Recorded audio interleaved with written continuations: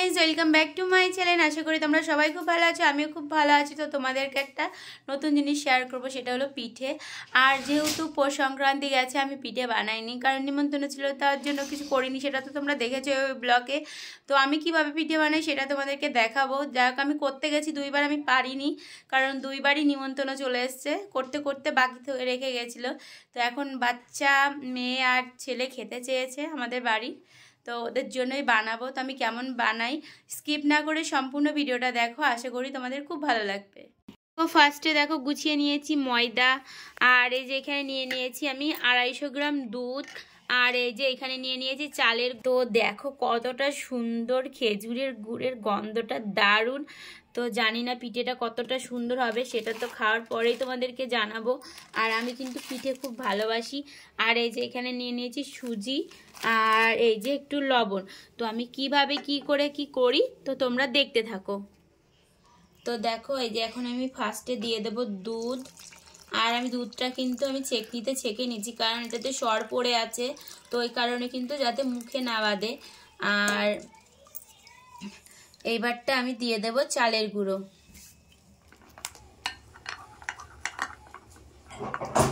তো ভালো করে দেখো এটা কিন্তু আমি মিশিয়ে নিচ্ছি। আর এবার দিয়ে দেব এর মধ্যে চালের গুঁড়ো।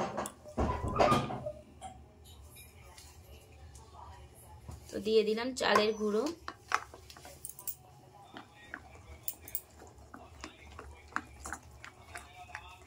একটু লবণ, কারণ টেস্টার জন্য একটু লবণটার প্রয়োজন আছে।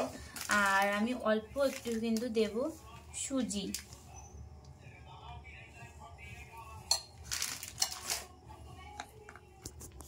তো দেখো যেটা দেব সেটা হলো যে খেজুরের গুড়। তো দেখো গুড়ের মধ্যে আবার একটা পিঁপড়ে রয়েছে, তো ওর জন্য এটা কিন্তু আমি ছেঁকে দেব।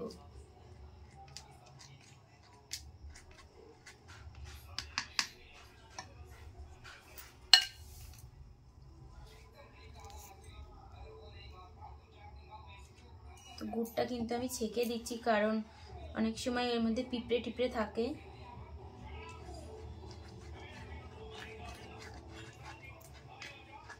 তো এবার দেখো আমি কিন্তু গুড়ের মধ্যে কিছুটা দিয়ে দিলাম চিনি।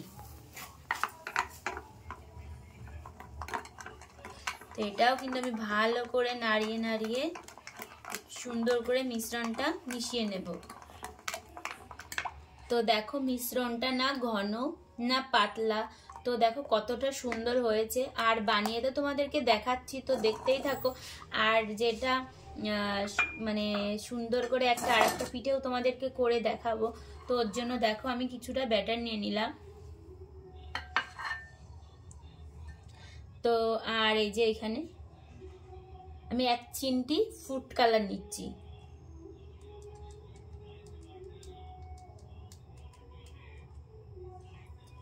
তো দেখো আমি কিন্তু এটা ভালো করে গুলিয়ে নেব। তো কালারটা দেখো, ওয়াও কালার এসছে, কতটা সুন্দর কালার এসছে।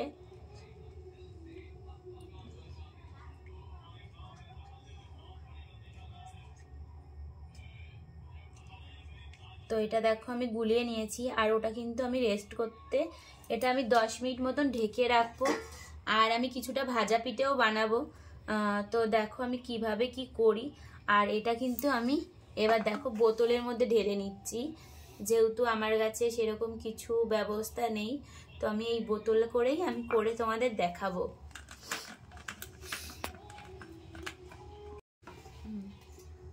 তো দেখো আমি যেহেতু অনেকটা চালের গুঁড়ো রয়েছে, তো ভাবছি একবারে কটা ভাজা পিঠেও বানিয়ে নিই। তো ওই জন্য আমি দুধটাও ছিল, তো আমি এবার এটা গুলিয়ে নেব ভালো করে। আর দেখো প্রথমত দুধ দিয়ে আমি চালের গুঁড়োটা ভালো করে মাখিয়ে নেব সুন্দর করে। তো এটা কিন্তু আমি হাত দিয়েই সুন্দর করে মেখে নেব। কিছুটা দিয়ে দেব ময়দা, আর দিয়ে দেব সুজি, আর দিয়ে দেব খেজুরের গুড়, আর কিছুটা দিয়ে দেব চিনি।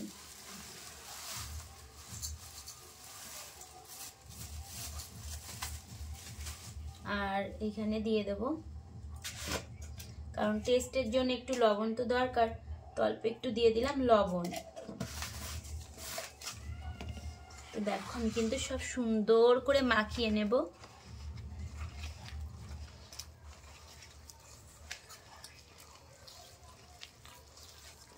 তো গাইস দেখো আমি কিন্তু এবারটা একদম ফাইনালি আমার ভাজা পিঠের জন্য একদম ব্যাটারটা কমপ্লিট। তো কেমন হচ্ছে অবশ্যই তোমরা জানিও। আর এই বছরে আমি কিন্তু আজকেই করলাম, কারণ পৌষ সংক্রান্তি গেছে, মাঝে শীত প্রায় শেষের দিকে, আমি কিন্তু করতে পারিনি। তো ভাবলাম যে আজকে যখন করছি তো দুটো পিঠেই একসাথেই করি। আর যেহেতু বাড়ির বাচ্চা কাচ্চা সবাই খেতে চেয়েছে আমার কাছে পিঠে, তো আমার সেইভাবে বানানো হয়নি।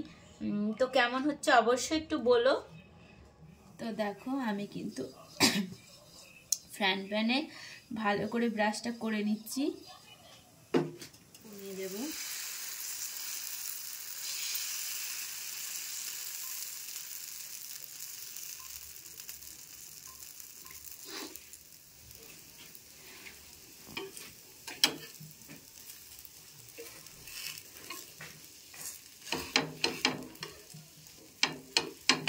তো দেখো ফার্স্ট পিঠে বানালাম, তো কেমন হচ্ছে অবশ্যই বলো, অনেকদিন বানাই না। আমি ব্রাশটা করে নিচ্ছি, করে আবার আমি ব্যাটারটা দিয়ে দিলাম।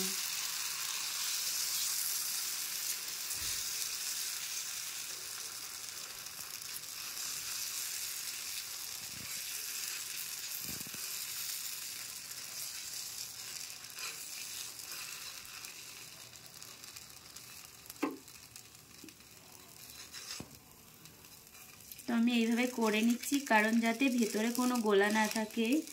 আর অনেকটা পাতলা করে নিয়েছি যাতে একদম নরম আর সফট হয়। তো এবারটা আমি কিন্তু একটু পুর দিয়ে দেব। তো আমি কিন্তু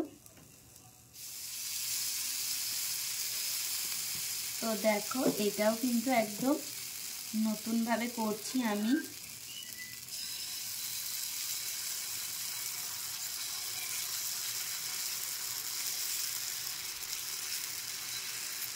জানি না কতটা ভালো হবে।